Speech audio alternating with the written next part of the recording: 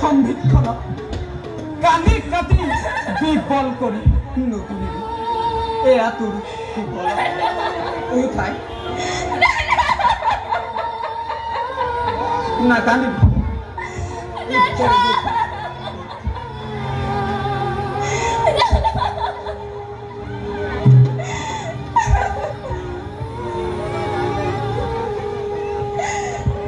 আজি ৰথৰ বাঘ জৰি ধৰি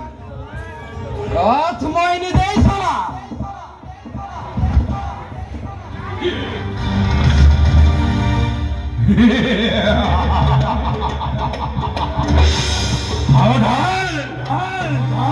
সাৱধান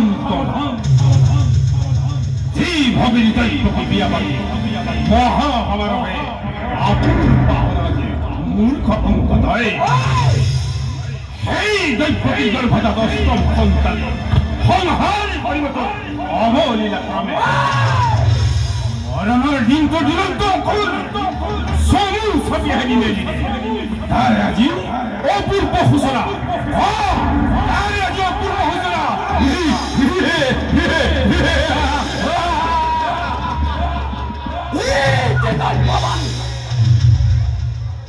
হৰিহাস কৰে মোক দেৱতা মূৰ্খ কংস ভুল কৰি মমতা পাঠ পাহৰি আপোনাৰ ধৈৰ্য দিলে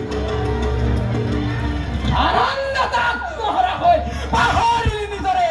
ভূত ভৱিষ্যত কোনে কয় কংসৰ আগত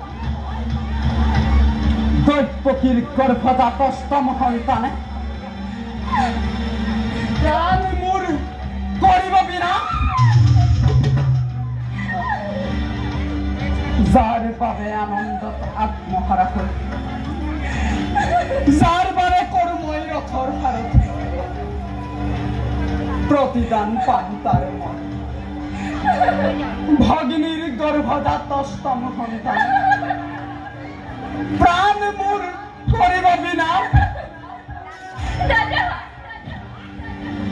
দাদা ভনী দাদা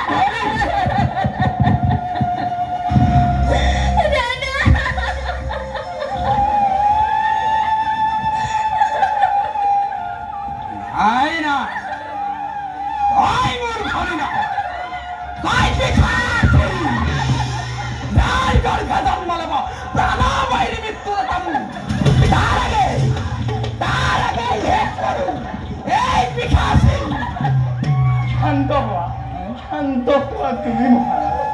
ৰুদ্ৰমূৰ্তি কৰা দৰে কৰিছো মিনতি দিয়া আমি দৈৱকীৰ প্ৰাণ ভিক্ষা দান উত্তৰ নকৰি পলম হস্তমুঠি এৰি দিয়া সাৱধান কৰি আকাশী বাণীয়ে লৰাই দিছাবোৰ কৰ্তব্য নিজৰ কালাকেতু ঘৰুৱা বিজুলী বেগেৰে পাব দেখিব তৰুৱা আনন্দত মুক্ত পদা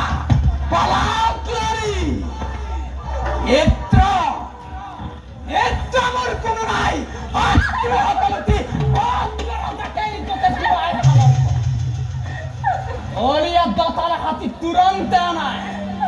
জোৰে জোৰে মেৰিতে মথুৰাৰ প্ৰজা আজি আনন্দৰ উৎসৱ হওক বংশৰ ধুমুহা দেৱতাৰ বিদ্ৰূপ দেখি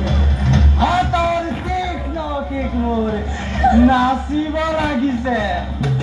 দুলাহুৰ অখেম হকে উঠলে উঠিছে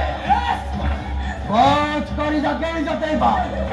এফালৰ পৰা ৰুদ্ধ কৰি যাম আপোনাৰ মৃত্যুৰ দুৱাৰ মথুৰাত এনে প্ৰলয়ৰ কৰিম ঘোষণা জীৱ মাত্ৰই যেন ভস্মীভূত হৈ